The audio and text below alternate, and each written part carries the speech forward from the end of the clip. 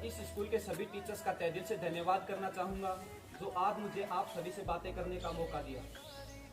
तो सबसे पहले मैं आप सभी को अपना इंट्रोडक्शन देता हूँ कि मैं कौन हूँ और आज यहाँ पर क्यों आया हूँ। मेरा नाम सुमित सिंह है। मैंने 11वीं क्लास इसी स्कूल से पास की है और अब मैं 4 साल से इंडियन आर्मी में फिजिकल ट्रेनिंग इंस्ट्रक्टर हूँ।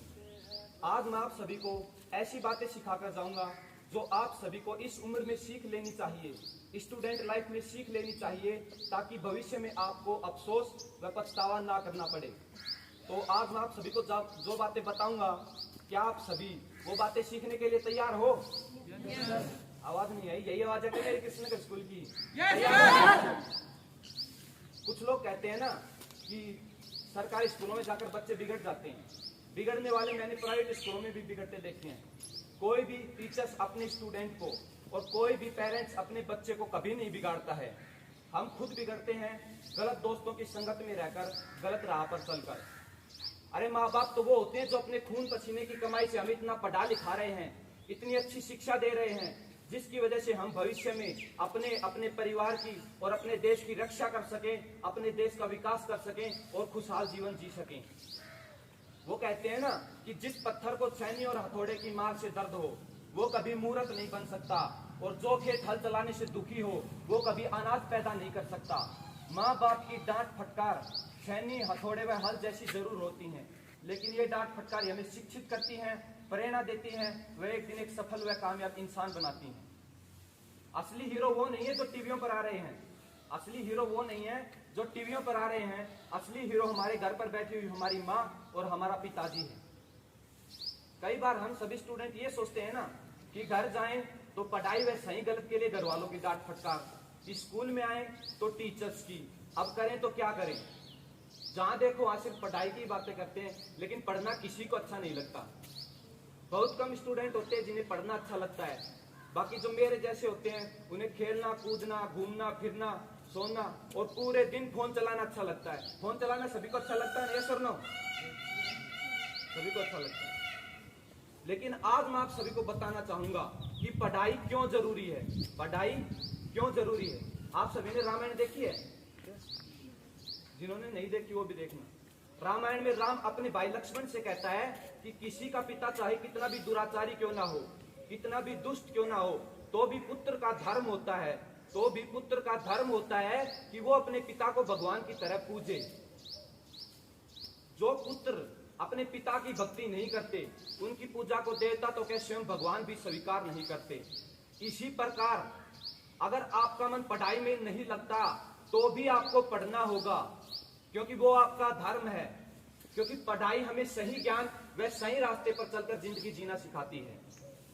अगर आपको सही व गलत का पता नहीं है तो अपने माता पिता व गुरुओं से पूछो और सही रास्ते पर चलना सीखो, क्योंकि अगर अब सही रास्ते पर चलना नहीं सीखा तो बाद में जिंदगी सिखाएगी, और जिस दिन जिंदगी सिखाएगी वो बिना डांट फटकार और डंडों के बहुत दर्द व तकलीफ देगी।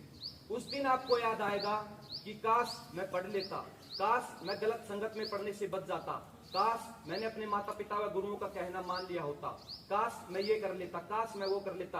आपके पास सिर्फ काश बचेगा और कुछ नहीं, क्योंकि आपके द्वारा वर्तमान में लिया गया एक गलत फैसला आपके भविष्य के लिए दुख व असफलता का कारण बन सकता है। इसलिए जिंदगी में हमेशा अपने माता पिता, गुरु व अपने से बड़ों का सम्मान करना सीखो, उनसे उनकी अच्छाइयां ग्रहण करो, उनकी बुराइयां नहीं। पढ़ाई इसीलिए जरूरी है, पढ़ाई इसीलिए जरूरी है ताकि आप भविष्य में सही ज्ञान व सही रास्ते पर चलकर खुशी, गर्व और इज्जत के साथ अपना जीवन जी सको। दूसरी बात पहली बात मैंने आप सभी को ये बताई कि पढ़ाई क्यों जरूरी है। अब मैं आपको ये बताऊंगा कि पढ़ाई कैसे करें, क्योंकि पढ़ाई का सीधा संबंध आपके गोल से है। इसलिए सबसे पहले आप अपना गोल डिसाइड करिए कि आप क्या बनना चाहते हैं और क्यों बनना चाहते हैं, और आप जो बनना चाहते हैं क्या उसके लिए आप अपना 100% दे सकते हैं। अगर हाँ तो उसी फील्ड में अपना करियर चुनिए, फिर चाहे वो गवर्नमेंट जॉब हो, प्राइवेट जॉब हो या खुद का कोई बिजनेस। यहाँ पर बैठे हुए किसी स्टूडेंट्स को अपना गोल पता है? जिसको पता है वो राज का एयरफोर्स, और उसका एक और आर्मी। एक बार जोरदार तारीफ करिए। सबसे पहले आप अपना गोल डिसाइड करिए, जिसको आपको गोल डिसाइड नहीं है।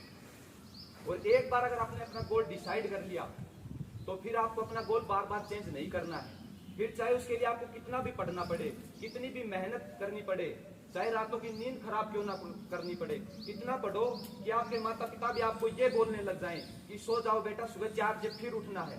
उस वक्त आप समझ लेना कि आप बिल्कुल सही राह पर चल रहे हो। कभी टेंशन मत लो लाइफ में, हमेशा खुश रहो जिंदगी में। और आपका काम है लगातार मेहनत व कोशिश करना, तभी आपको कामयाबी मिलेगी। और जो स्टूडेंट स्कूल में नहीं आते वो पता करना कि स्कूल में आना जरूरी क्यों है। स्कूल में रोज आया करो, ये दिन लौट कर वापस कभी नहीं आएंगे।